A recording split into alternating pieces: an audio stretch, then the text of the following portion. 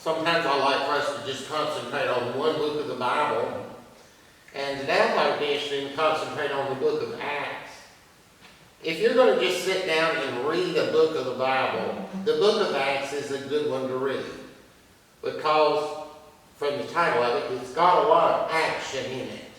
In other words, it reports a lot of different things happening. And you don't have to, obviously there's interpretation to be done in the book of Acts, but if you just read it and just see what happens, that's very interesting to read the book of Acts. So it'll keep your attention. There's a lot going on in there. So if you have time, I would encourage you to sit down and just read the whole book. It doesn't take that long to read the whole thing, but it has a good flow to it. Now, the book of Acts, of course, comes right after the four Gospels, and it relates some of the events in earliest Christianity immediately after the time of Jesus. Now, some biblical scholars believe it is a companion to the Gospel of Luke. They believe that because at the beginning it says it's written to a person named Theophilus, and the Gospel of Luke says that too. And also in the book of Acts, the author makes a reference that he has written another writing to Theophilus. And so for that reason, many biblical scholars think that Luke and Acts were written by the same person. We do not know that for sure, however. So you don't want to base any interpretation on it. When I read the Gospel of Luke, and then go read the Acts, they sound a lot different to me. So I've never been convinced by that argument that Luke and Acts were written by the same person. So the book of Acts begins by talking about Jesus. We just heard from that. Jesus had risen from the grave, and Jesus stayed on earth for 40 days after that.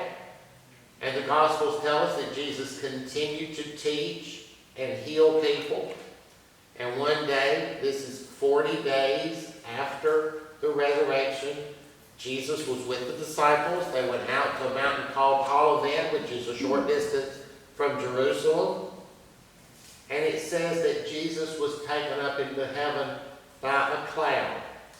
And then it says that two men clothed in white appeared there and told the disciples that Jesus would come back in the same manner as he was taken up. Now, Jesus being taken up into the cloud, into heaven, is what is called the Ascension, and that is 40 days after Easter. That was Thursday. So the Ascension Day, 40 days after Easter, was this past Thursday. Now, it's important to realize at the Ascension that it was not Jesus' spirit that ascended into heaven. It was Jesus' human body. And that becomes very important in Christian beliefs later on. And we've talked about that before in here, the significance of it being Jesus' human body that ascended into heaven. So after the ascension, it says that the disciples returned to Jerusalem. And one of the first things they did is they cast lots to determine a replacement for Judas Iscariot. Remember, Judas was the guy that betrayed Jesus, and so they were going to replace him. And the way they did it was that they cast lots. It fell to a man named Matthias, and he became one of the apostles. They were disciples when Jesus was alive, and now they are apostles. One day they are sitting somewhere, and the book of Acts tells us they're in a room, and there's a noise. It sort of sounds like a wind, but it's a big noise. And it's all over the city, and everybody in Jerusalem hears that, and they come out and they say, "What's going on?" All of a sudden, these apostles begin speaking in different languages. And it says that the people's all coming out and they're talking in different languages, and people think they're drunk. And so Peter addresses the crowd, and he tells them about Jesus. And we're told that about 3,000 people became Christians that day. And that's what is known in Christianity as Pentecost. Pentecost is 50 days after Easter.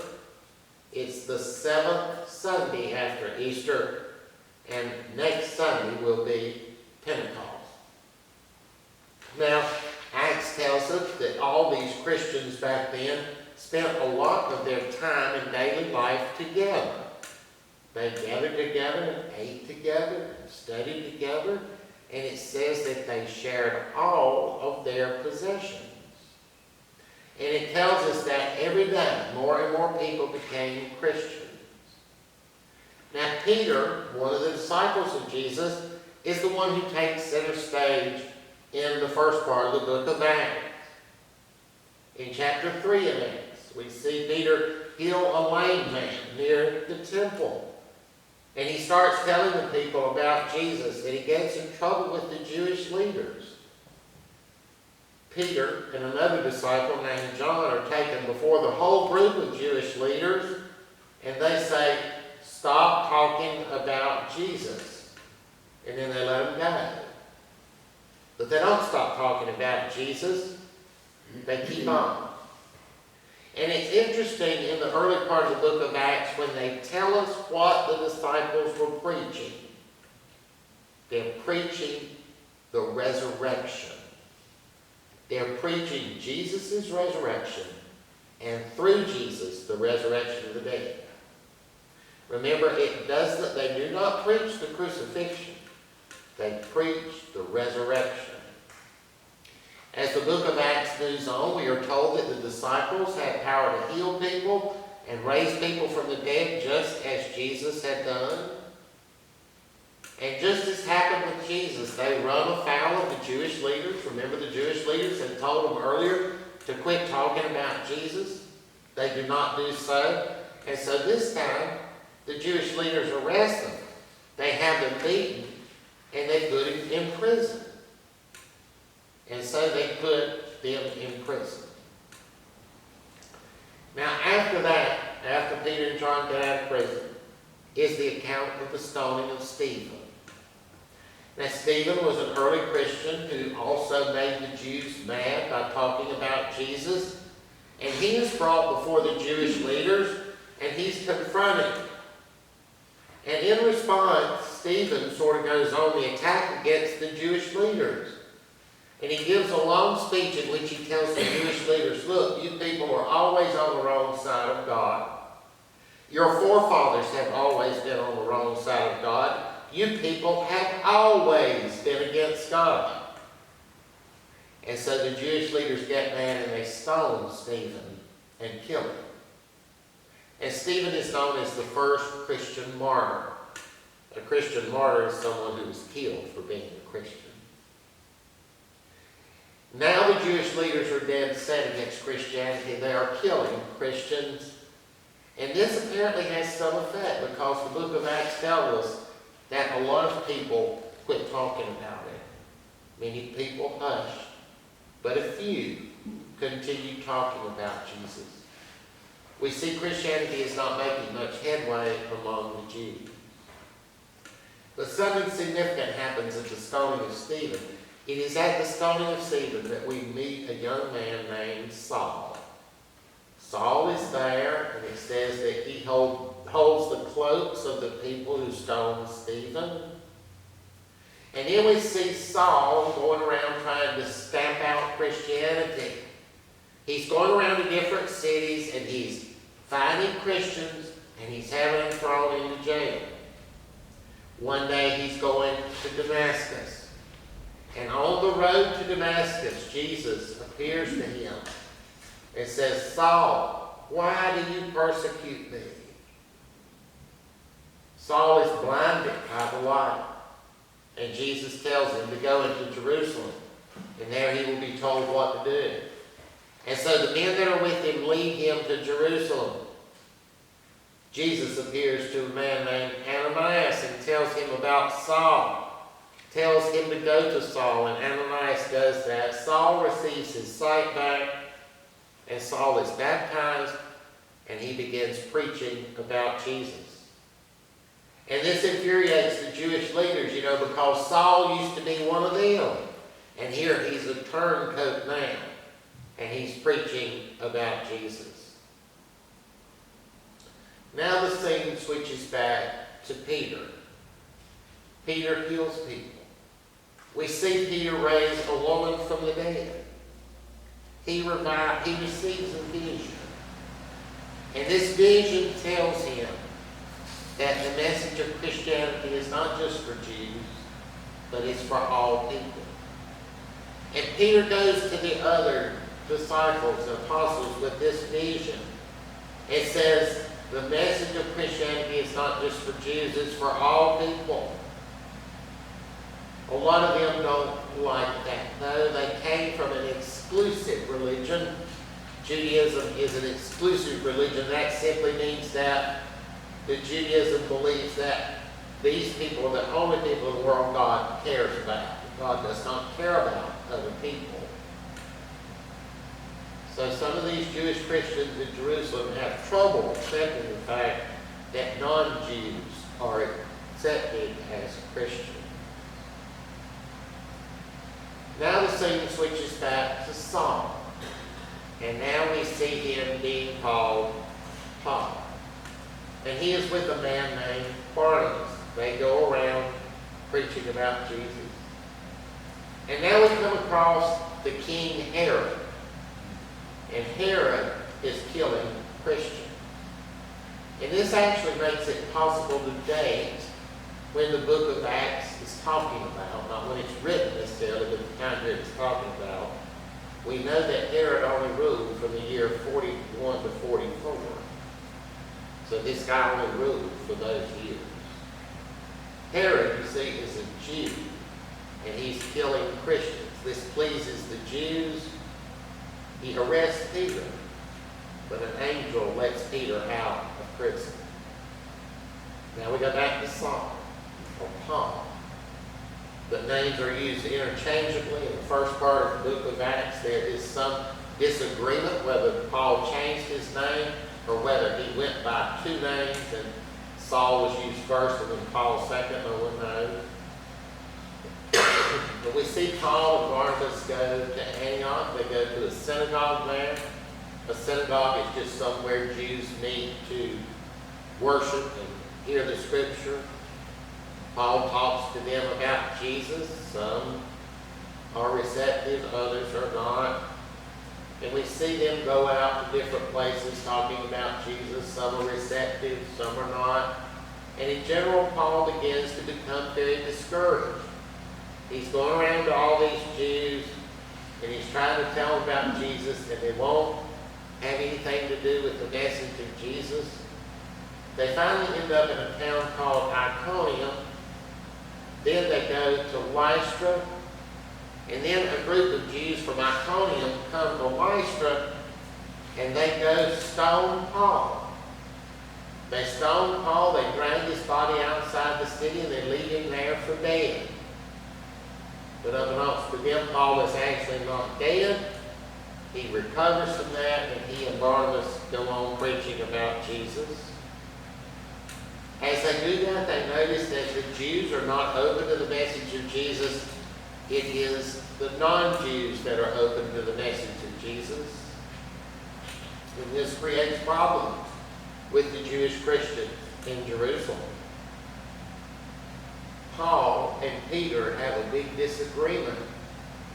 Peter's willing to admit that non-Jews can be accepted as Christians, but the Jewish Christians in Jerusalem say if they do, they have to follow Jewish law. Paul is adamant, though, that if you're a Christian, you do not have to follow Jewish law. That even the Jews who become Christians should no longer follow Jewish law. Paul and Peter have a big disagreement on this. And we're not sure how that is. We know that apparently Peter said that he would accept that you didn't have to follow Jewish law, but then we see him doing it later. So we really don't know how that ended. Shortly after that, Paul and Barnabas have a falling out. They part ways, and Paul joins forces with a man named Silas and a man named Timothy. And they go to a town called Thessalonica, and these Jews are there. They run Paul and Paul and Silas out of town. He goes to Athens, Greece then. He goes to Corinth. The Jews are against him there. And it says that Paul stayed in Corinth a year and a half. And it was there where he swore to himself that he would preach to no one but non-Jews from then on. Paul goes to Ephesus, and there, after swearing he would never do it again, he finds himself trying to convert Jews. He says that he's able to heal people of real sicknesses. He said that if you even touched the handkerchief to Paul and then a sick person touched it, they would be healed. And Paul goes back to Jerusalem.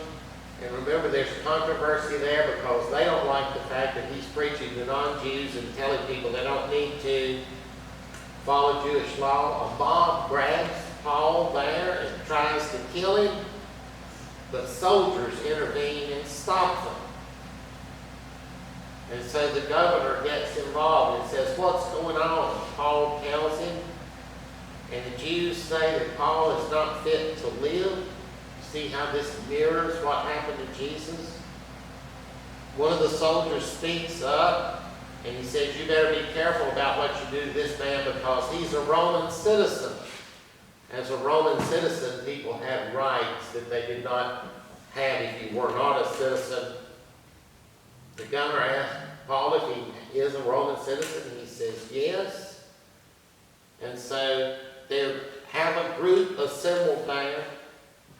And Paul says, "I appeal to Caesar." And so since Paul appealed to Caesar, the governor says, "I've got to send you to Caesar, to Rome." And so the governor thinks that the Jews may try to kill him, so he assembles a group of 470 soldiers to escort Paul to Rome to keep the Jews from killing him. Now, Paul then starts the journey to Rome, and that's an interesting thing in the book of Acts to read. They end up getting shipwrecked and all sorts of things happen. It's a really interesting thing. But eventually they do get to Rome, and Paul stays in Rome for 2 years, he says, under house arrest before his case is heard by Caesar. And that's how the book of Acts ends. No one knows if he ever appeared in front of Caesar or not. He's there in Rome waiting for that. But that's the end of what we know about Paul. Some people think that he did appear before Caesar and then leave Rome and go somewhere else. Other people know that he died in Rome maybe before he was able to appear before Caesar. Nobody really knows. But the book of Acts just ends there with Paul in Rome, and that's the last we heard from him. The book of Acts tells you some very important things about Christianity.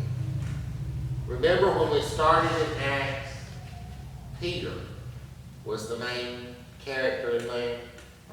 About the middle of the book of Acts, Peter drops out and you will hear from him no more. And it becomes all about Paul. So this is the shift. You see, it shifts emphasis from the Jewish Christians in Jerusalem to the non-Jewish Christians. And that's where Christianity would come from. The Jews would reject Christianity, and it would be non-significant as far as Judaism is concerned. And Christianity would become a religion of non-Jews. And that is reflected in the book of Acts. Peter and the Jewish Christians drop out after about the middle of it, and we never hear from them again. And it's all about Paul and the non-Jewish Christians from that time on. We need to also realize that the early disciples and even Paul himself had the same miraculous healing powers that Jesus had. They could heal people with sickness. They could also raise people from the dead. And that's something that we've talked about in here before. You know, why do we not have them today? We talked about that question in here before. But it is important to remember that in the book of Acts, the early disciples and early Christians did have that. The earliest preaching that we saw in the book of Acts was not about Jesus' death on the cross. It was about the resurrection. And see, what they were preaching was the power of the resurrection and eternal life. The resurrection from the dead is what it tells us that they preached in the book of Acts.